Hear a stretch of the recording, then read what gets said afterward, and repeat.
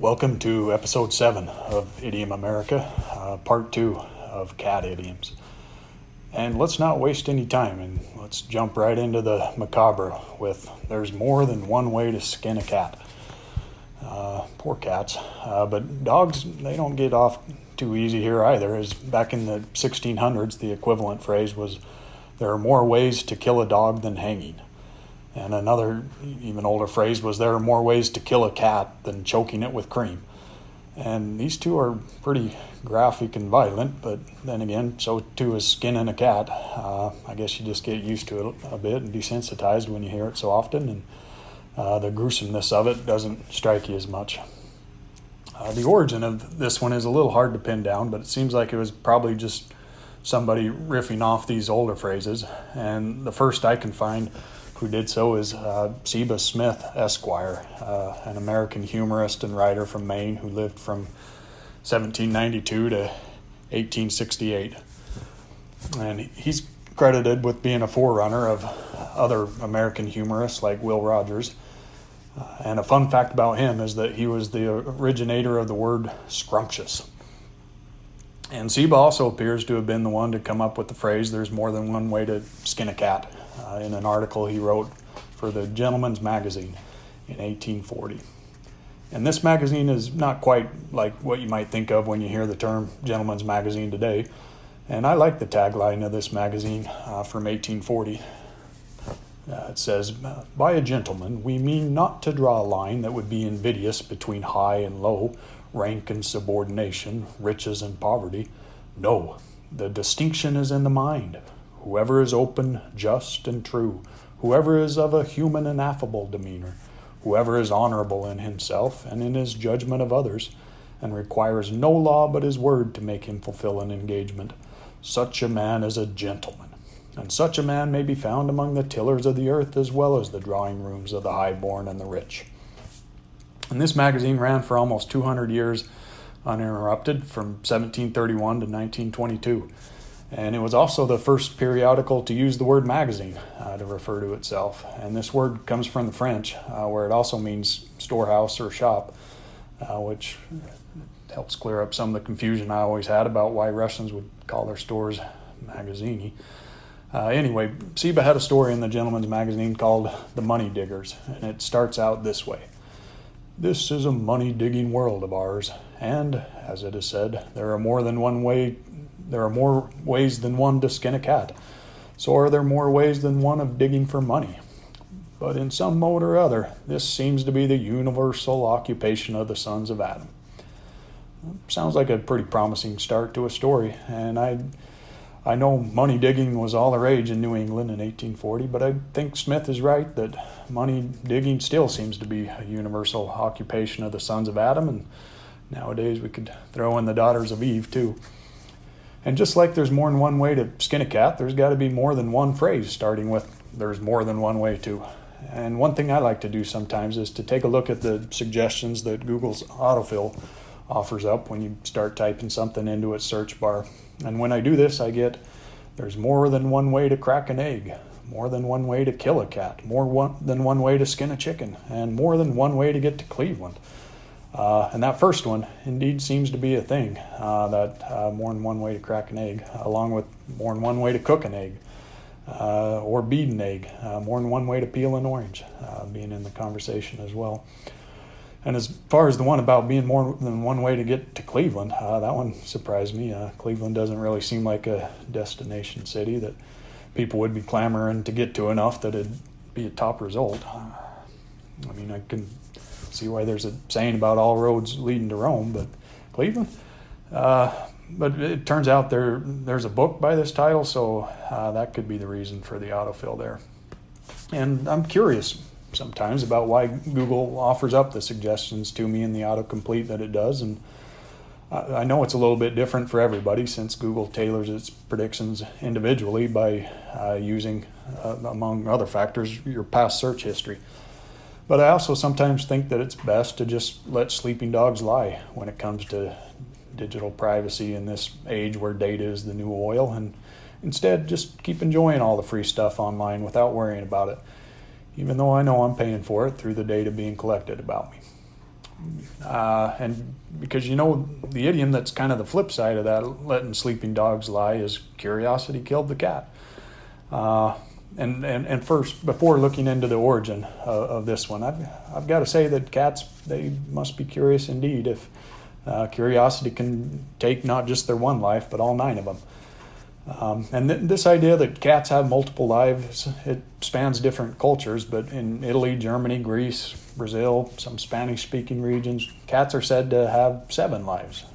In Arabic traditions, the number of lives is 6. And some people theorize that this myth comes from cats' natural suppleness and swiftness that they use to escape life-threatening situations, as well as the fact that falling cats often land on their feet, using that instinctive riding reflex to twist their bodies around. And some historians say that this one again comes from ancient Egypt and their reverence for the number 9, which they associate with their sun god, Atum Ra, who in one version gave birth to 8 other gods. And so, since Ra sometimes took the form of a cat, people began associating the 9 lives, Ra plus the 8 other gods, with feline longevity. And it's a tidy theory, but I don't know, other Egyptian gods were more often associated with cats, and the 8+1 number is disputed. But it's true that 9 was often seen as a magic number in ancient cultures like Egyptian or Greek, as kind of a trinity of trinities. So who knows? More direct origin, though, for this 9 lives idea comes from an English proverb which reads, "A cat has 9 lives. For 3 he plays, for 3 he strays, and for the last 3 he stays." And while this proverb was simply intended to describe a cat's life cycle from being a kitten to an adult cat to a senior cat, it's possible that it caught on and helped popularize the phrase. One thing's clear, though, it was in use by the time of Shakespeare, as in Romeo and Juliet, where Mercutio says to Tybalt, "Good king of cats, nothing but one of your 9 lives." So perhaps like so many of these kind of phrases in the English language, it actually originated in Shakespeare's work. Because indeed, curiosity killed the cat is another one of those that appears to begin with Shakespeare. The phrase started out, though, as care killed the cat. And care in this sense meant worry or sorrow. And the first recorded use of this phrase is in 1598 in a play by Ben Jonson called Every Man in His Humor, in which Shakespeare actually performed as an actor. But he must have liked the phrase because he picked it up and used it the next year in his own play Much Ado About Nothing. "What courage, man! What though care killed a cat? Thou hast mettle enough in thee to kill care." And it's unclear how care killed the cat transformed into curiosity killed the cat, but intuitively it seems to make more sense to me that being curious is more likely to put a cat in mortal danger than being worried or dragged down by some kind of sorrow. And the first written use of curiosity killed the cat I could find is from an Irish newspaper in 1868. And by 1873, the phrase was listed in a handbook of proverbs as an Irish proverb. And from there, it slowly started to gain in popularity and appear in more articles, plays, etc., with one famous usage being by Eugene O'Neill in his play Different from 1920, when a character called Benny says with a wink, "Curiosity killed a cat. Ask me no questions and I'll tell you no lies." It's interesting to note the one full version used in those times was "Curiosity killed the cat, but satisfaction brought it back." And I like this full version because although it still casts curiosity in a bad light, something that could get you killed, it includes the idea that satisfaction of that curiosity is a good thing, something that can resurrect you.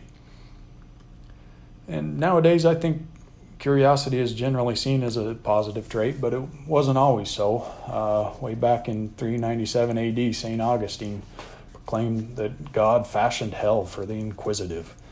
Or go even further back, where Adam and Eve were banished from the Garden of Eden for yielding to their curiosity and tasting the forbidden fruit. And we all know what happened to Galileo for looking through a telescope and contending that the earth moved around the sun. Lord Byron in Don Juan, he called curiosity that low vice. And I can see that in some contexts, I suppose. Another word for curious could be nosy. And yeah, poking your nose around into somebody else's affairs, being a gossip, I can see that being a vice. But you know who was a bona fide curious person in a good way? That's Benjamin Franklin. I think of him out in the middle of a Philadelphia thunderstorm on a June afternoon in 1752. And he'd been waiting for just such a storm. So while everybody else went inside, he went outside and started flying a kite. And he made the kite beforehand with the large silk handkerchief, and at the top of that he'd attached a wire to act as a lightning rod. And to the bottom of the kite he attached a hemp string, and then below that a silk string. And the reason he did that is because the hemp, as it got wet by the rain, would conduct the electrical charge quickly, whereas the silk string, which was kept dry as Franklin held it in the doorway of a shed, wouldn't conduct that charge. And then Franklin famously attached that metal key to the hemp string, and he started flying his kite.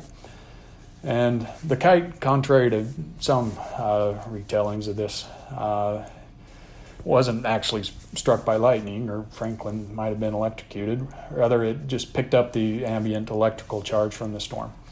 And sure enough, the loose threads of the hemp string started to stand erect, kind of like when you rub a balloon on your head and the hair stands due to static electricity.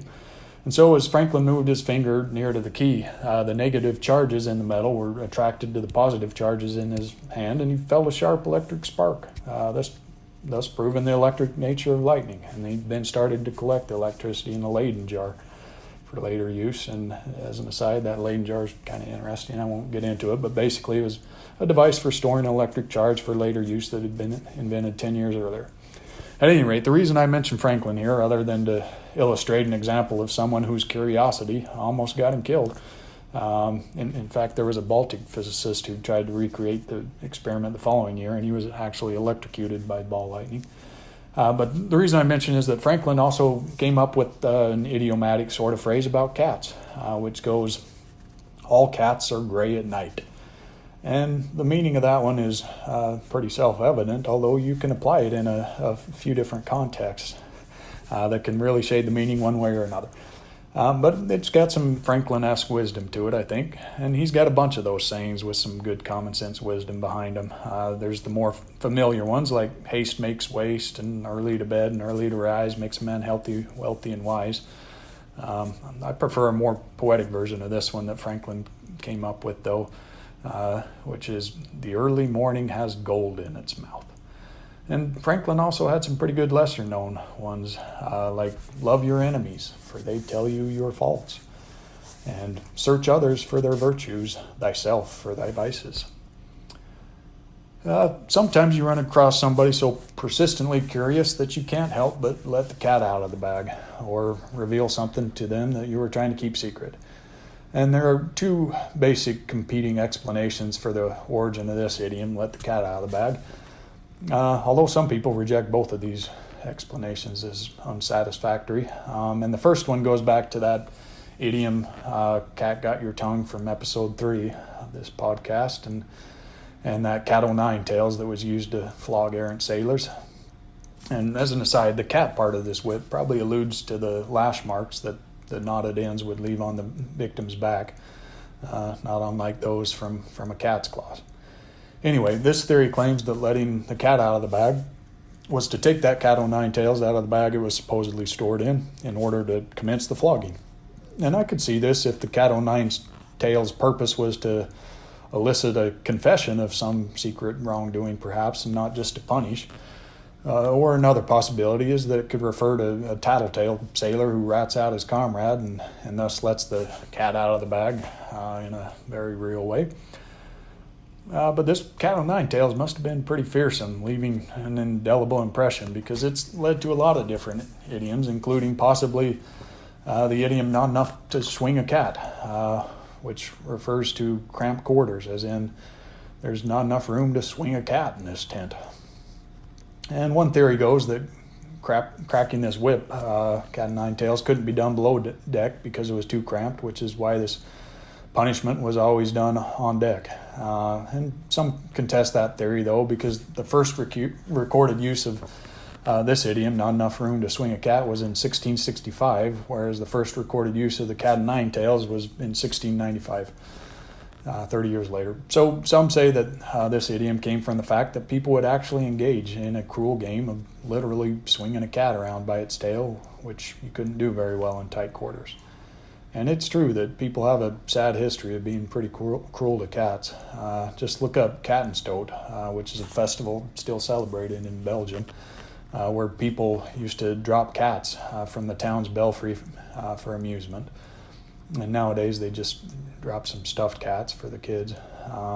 Or you look to France in the 16th and 17th centuries, where people would burn cats alive as a form of entertainment.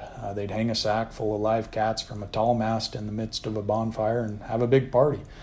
In 1648, Louis XIV even attended. He lit the fire with his own hands and danced around it.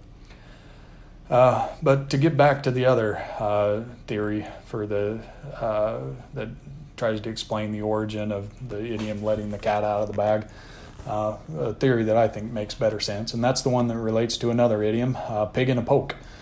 And a poke is just an old word for a bag, and so a pig in a poke is a scam where a seller purports to sell a suckling pig in a bag, but instead substitutes it with something else like a cat. And this idiom has been around for a good long time, at least since 1555, and it appears in a whole host of languages, either as a pig or a cat or some other animal in a bag. But my favorite appearance is in Hungarian, where they actually have just a single word that refers to the cat in a bag, and that's zsákba-macska, which is also the name of a Hungarian TV game show that's in the style of Let's Make a Deal, which you can see some episodes on YouTube. Anyway, pig in a poke or cat in the bag refers to when a buyer purchases something sight unseen without knowing its true value beforehand or doing any inspection. And the story goes that one con that a buyer would pull is to put a cat into the bag instead of the suckling pig, so when the buyer would get home with his pig in a poke, he'd let the cat out of the bag, and the truth would come out that he'd been conned and hadn't bought a pig after all. Anyway, once the cat's out of the bag, there's no putting it back in, which makes sense, I think, for an animal that's so notoriously difficult to herd. And that idiom, it's like herding cats, referring to the difficulty of trying to organize a group of people to get something done. Seems like one of those that must have been around forever, like a lot of these cat idioms, because the mental image of trying to herd cats it's such a great one, I think. But this one actually dates only to 1979, it appears, where it arose in a line of dialogue in Monty Python's The Life of Brian, when the shepherds are musing about the absurd idea of a herd of cats lining up like sheep to be sheared. And from there it started to take on its current usage. And there are so many cat idioms that it's a bit surprising that new ones could be coined as recently as the 1980s. In fact, there's enough cat idioms that I think I'm going to have to do another episode with him, part 3, as I'm getting ready for a cat nap, and I still haven't gotten around to some of the most famous cat idioms like raining cats and dogs. So that'll do for now.